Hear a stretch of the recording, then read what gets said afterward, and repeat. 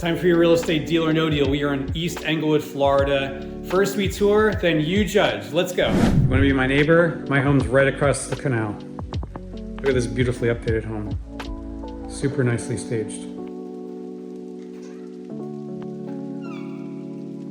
So they did a really nice job staging this home.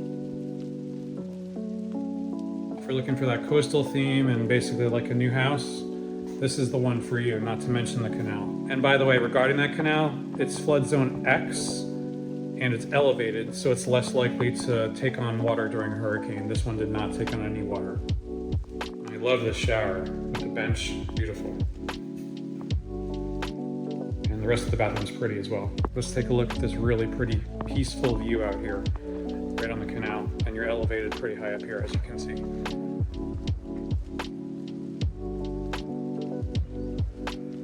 So what do you think? This one's brand new on the market. This is gonna go quick because of that view. It's really nicely staged. You can move right in, do nothing, or maybe turn it into a vacation home, make money half of the year.